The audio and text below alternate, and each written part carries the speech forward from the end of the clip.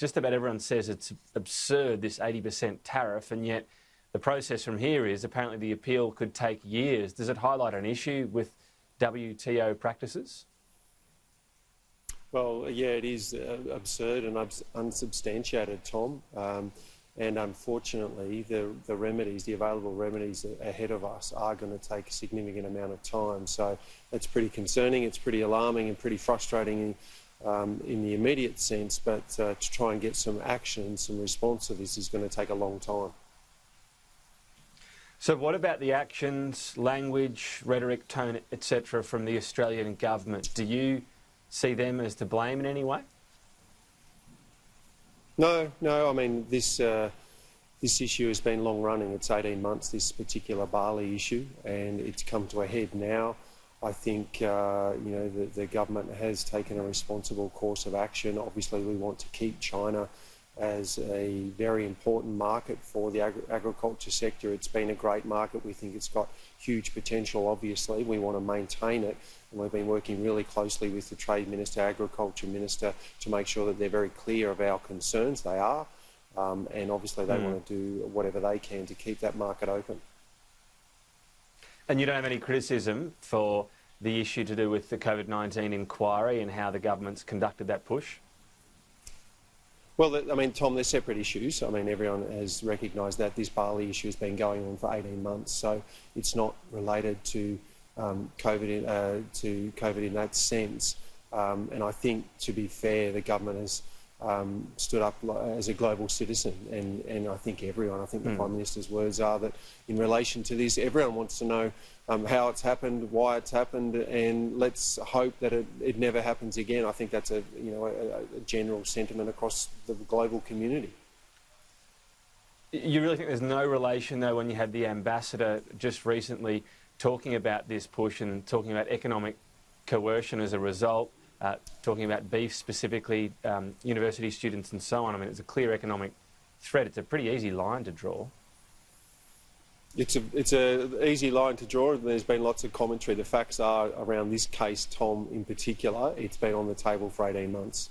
So they're the facts of the case. I mean, this is not a new issue. It's been bubbling away for 18 months. So it's come to a point now, and we knew the timing was always going to be around this time. So, well, the new issue is the report of another hit list being drawn up by China on other elements of agriculture. Would you be worried about that? Have you read those reports this morning? I've seen speculation about various other sectors, and of course we're always conscious of any disruptions to trade. An export-dominated industry like agriculture, we export 2/3 of what we produce. 1/3 of that goes to China. So, absolutely acutely aware of any risks to any other sectors. Right now, it's the barley issue, and it's the closure of 4 meat processing plants in Australia, which again, there has been some history of. We've got to make sure that we get our act absolutely together here, so there are no concerns from a domestic point of view, and make sure that we're really clear about the transparency of the market in China. But we're acutely aware of the risks in global trade. This does happen from time to time, but China's a key market for us. We want it to be a key market going forward. What should the government do from here, though? If this list in some way is happening out there from the Chinese side, is there anything you'd urge the government to do right now to try to take any heat out of the tension?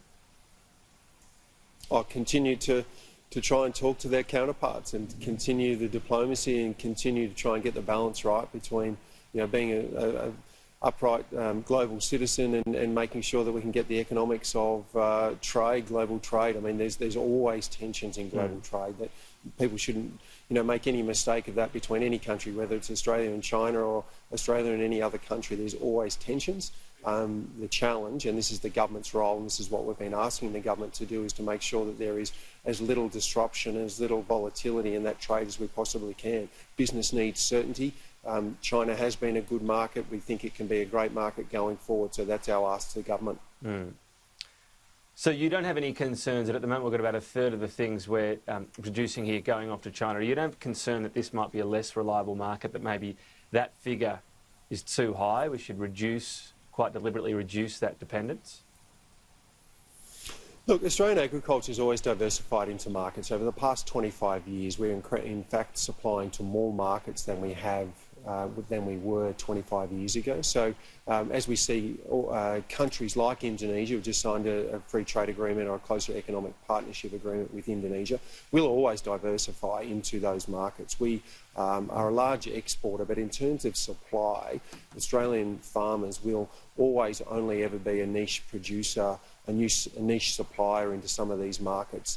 You talk about the populations in China or Indonesia, hundreds of millions of people, billion people in China. So we've always got to be quite careful in terms of the market segmentation that we're targeting. So diversification has always been a key, will always be a key, and we balance that with the demand and the returns in particular markets. Right. So it's a dynamic, fluid situation, but diversification has always been a key platform. But do you think there needs to be any sort of conscientious move away from such a high reliance on China?